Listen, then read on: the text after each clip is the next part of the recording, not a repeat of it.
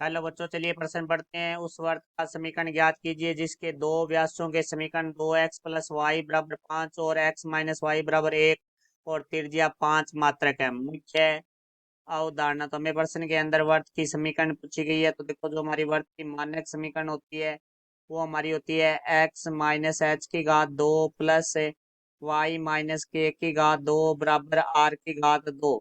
जहाँ हमारा केंद्र है वो होता है h, तो अब हमें प्रश्न में दो व्यास दिए गए हैं, व्यास की समीकरण दी गई है। तो सबसे पहले हम इसका चित्र जिसकी हमारे पास है समीकरण है। तो देखो, इसकी समीकरण है वो हमारे पास है 2x+y बराबर 5 और ये जो दूसरा हमारा व्यास है उसकी समीकरण है हमारे पास x-y बराबर 1।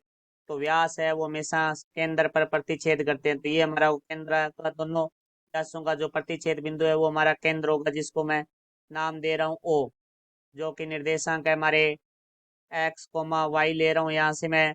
तो देखो भाई, इन दोनों के प्रतिच्छेद बिंदु निकालते हैं। तो ये दोनों समीकरण लिखेंगे हमारे पास 2x+y बराबर 5, जो कि समीकरण नंबर 1, x-y बराबर 1 समीकरण नंबर 2। अब हम क्या समीकरण 1 और 2 को जोड़ेंगे। तो समीकरण 1 प्लस समीकरण 2। तो देखो भाई, यहाँ से हम इन दोनों को जोड़ेंगे तो 2x और x हमारा 3x हो जाएगा। फिर प्लस का y है, माइनस का y कट जाएगा, बराबर 5 और 1 6 आ जाएगा। तो यहाँ से x का मान निकालेंगे तो 3 गुणा में तब बराबर से दूसरी तरफ आके भाग में हो जाएगा। तो ये हो जाएगा 6/3। तो यहाँ से हमारा जो x का मान है वो आ जाएगा 2। तो x का मान समीकरण 2 में रखने पर, तो देखो समीकरण 2 में रखेंगे तो 2-y बराबर 1। तो देखो भाई, यहाँ से -y बराबर 1, क्योंकि ये प्लस का 2 था, बराबर से दाईं तरफ आके माइनस का हो जाएगा तो -2। तो -y बराबर -1। यहाँ हमारा माइनस से माइनस कट जाएगा तो y बराबर आ जाएगा 1। तो यहाँ से जो हमारा केंद्र आया है वो आया है 2,1, क्योंकि ये दोनों का प्रतिच्छेद बिंदु है व्यासों का, वो हमारा केंद्र होता है। तो केंद्र मानक समीकरण में h, k होता है। तो बराबर आ जाएगा हमारा 2,1। यहाँ से h का मान आ चुका है हमारे पास 2 और k का मान आ चुका है 1। और हमें प्रश्न में जो त्रिज्या दी गई है वो 5 मात्रक है, अर्थात r का मान है वो हमारे पास है 5। अब वर्ग की मानक समीकरण में ये मान रखेंगे तो वर्ग की मानक समीकरण होती है x-h की घात 2। तो यहाँ आ जाएगा x-h की जगह 2 आ जाएगा, की घात 2 प्लस y-k की घात 2। तो y-k की जगह 1 है, की घात 2 बराबर r की घात 2। यहाँ से आ जाएगा 5 की घात 2। तो यहाँ हमारा सूत्र प्रयोग में आएगा a-b की घात 2, जो कि हमारा होता है a की घात 2 -2ab+b की घात 2।